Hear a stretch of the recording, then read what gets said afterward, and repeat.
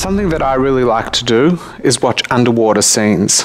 I love watching videos of scuba divers that scuba divers have taken as they swim over coral reefs and through tropical fish schools.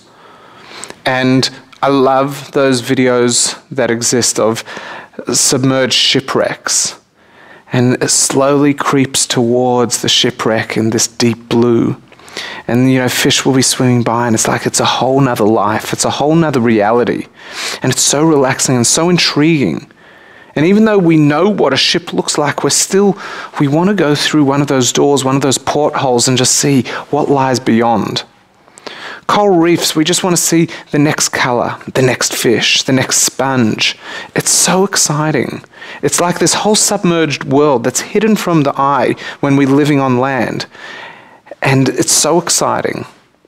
And when you're standing on the land and you just look, none of that exists. You just see the surface, and if you're lucky, you see the beautiful light being reflected, or you might see a blue ocean. We don't, when we look at the ocean, see what lies beyond. But actually what lies beneath is a whole nother world. When the Jewish people left Egypt, they got to walk through that whole other world as if they were still on land. The sea split and they walked on the seabed, which was completely dry, able to peer right through the walls and into the walls were made of water, and they were able to just look into the ocean and see the fish. They were able to see what lies beneath as if it was as clear and real while they were walking on land and living on the surface. We don't live like that. We live on the land, and the land is a metaphor in spiritual teaching for what we can see. And the sea and the ocean is a metaphor for what lies beyond and what is not actually revealed to the naked eye. And these two metaphors are often used to characterize the individual. We have ourself, our persona, the way we share ourselves with other people. We have our conscious, we have our outward side. And then we have our subconscious, our inner being. We have the part of us that we don't share with society, the part of us that we don't necessarily share with family, the part of us that we don't even share with other people, the side that we don't even share with ourselves. And these two are very real. It's just one seems to grab our conscious being, and one is the one we obsess over, and one is one that we kind of lock away. We live on the land. We hardly ever venture into the sea and immerse ourselves in the sea to explore the sea. There's no time. How often do you say you don't have time to exercise, you don't have time to eat well because we're so busy with land-based activities? The sea is a key component for turning the cliche of getting off the hamster wheel or stopping to run the rat race of life. The deep ocean is what changes that cliche from just do it into a reality. And I'd like to walk you through these steps based on the Exodus story, based on Yetzias Mitzrayim, of when the Jewish people left over the Pesach period from being slaves into being free people. Because we can do this any day that we make the conscious decision to change.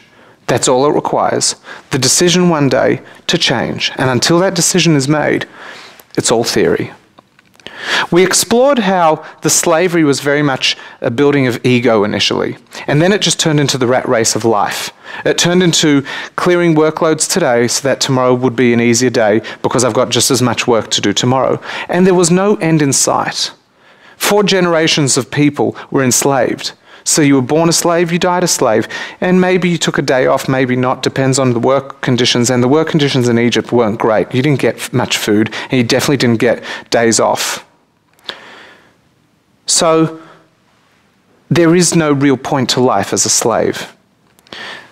Only once the Jewish people left slavery, stepped off that wheel, decided to leave the rat race, did they begin a process that could get them to the deep ocean. Before actually immersing ourselves in something spiritual, we have to first discover ourselves. The first part of going deep is about going deep inwardly. The ocean lies both within and outside. Before we can actually walk into the larger ocean of spiritual teaching, etc., we need to go inward. We need to go inside, discover ourselves. What makes us live? What makes us tick? What would I do if I could? What would bring me happiness? Not what could I buy, not what things would make me happy, but if I only had two commodities of energy and time, what would I do with them? How would I invest them? That's number one. That's the first level of going deep. That's not something you learn in a book. That's something we do by beginning a journey. When the slavery ended, the first thing that the Jewish people did was they walked. They didn't just arrive at the sea. They had to walk to the sea. They had to prepare themselves for going into the sea. The first step to personal liberation and to growth is meditation. But I don't mean meditation like sitting there in a posture, in a dark room or a light room in complete silence. I'm using meditation very broadly. It's going for a walk. It's clearing the mind, not actively, but passively. Just listening to the sounds of nature and just starting to think about, what would I do if I could? And the answer may not come in 2 minutes. The answer may take hours and days and weeks and months, because if it's not something that we do often, we can't just find the answer. We can't just work out problems in life. Why would the biggest problem in life just be answered like that? It may, but don't have any expectations. Begin the journey. Begin walking. Step off and begin walking. And that doesn't mean quit your job today. That just means stop working for 1 hour today or tomorrow. Get up an hour earlier tomorrow. Do some exercise. Go for a walk. Meditate. Focus on self. Focus on inner feeling. Focus on deeper meaning, based on the definition that you define, not based on anyone else's definition. No slave master. Don't let anyone else project. Allow yourself to discover, to go deep. Once you've done that, the journey's begun. We now know that we have needs, and they're spiritual needs, and we have personal fulfillment needs. What Kriyas Yamsuf and what the Exodus actually tells us is it's not enough to go for the walk, because you're still on the land, and very soon land-based desire and land-based challenges will still present yourself. Eventually the army of Pharaoh will catch up and say, enough with the walking, back to work. Enough, come back. You've got work to do. Someone or something is going to remind you that you can't just keep being a dreamer. You can't just walk around, I've got my deeper meaning. We've got to now anchor our deeper meaning and create new realities for ourselves. A place that Pharaoh's armies can never reach us again. A place that once we're there, we won't ever go back. And no, that's actually not at the bottom of the ocean, because the bottom of the ocean is a very deep spiritual place that the physical person can't actually exist. We can only go into the ocean for 1 hour, 2 hours, 3 hours at a time.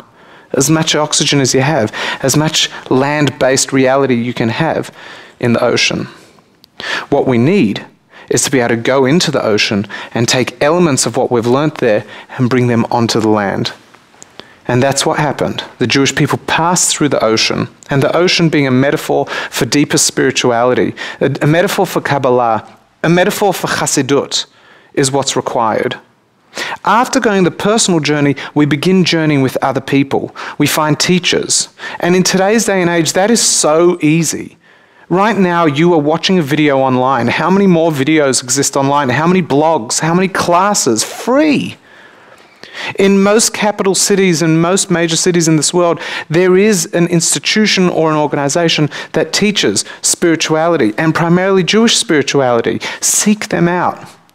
Find the subject matter that connects with you based on what you have discovered means much to you, and explore that aspect. Don't just jump into spirituality. Begin somewhere with the elements of spirituality that speak to your deeper self and your deeper spiritual being, with your subconscious. And then, in that process of learning and delving and diving into the ocean, we can come out on the other side and we're no longer in Egypt, but we're in a desert. And a desert's not a scary place. A desert is a quiet place. Unbelievable things can happen in the desert. If you go to Israel today, In Israel, the desert is a place where people grow fruit and veggies. It's not the obvious place to be growing fruit and veggies, but it's doable. And not only is it doable, it's doable en masse. And it's being replicated all over the world, including here in Australia. So the desert is a place of potential, but you can only develop that potential once you're out of the box, once you've left Egypt, of this is how we've been doing it for thousands of years and this is how we're going to continue doing it. You need to earn money, you need to work hard, and working hard is by this definition, not that definition. You need based on someone else. Passing through the ocean allows you to recalibrate and develop new realities for yourself. And you walk into a desert, and eventually you might even quit your job. Or your job will become your new desert. A new vision, a new way of looking at work, a new way of looking at life. And you're back on the land, you're no longer in the ocean, you're in the world of reality, in the physical world. But you're constantly going back to the ocean and back to your desert and making it bloom. So the cliche of stepping off the hamster wheel and stopping the rat race in life is a cliche. But it's no longer a cliche when you do take 5 minutes out of your day, an hour out of your day, and you then do your meditation. You do your personal me time of what makes me tick, what makes everything real, what is important to me. And then combining that with once a week, once a month, once in a fixed period, going to the ocean and totally immersing yourself, helping redefine your reality. And then it doesn't matter what happens in Egypt. You start looking objectively and you say, thank God I'm not a slave. I'm a pioneer. I'm working the desert. I'm creating a new life for myself. And that's what the people did. And here's my final thought.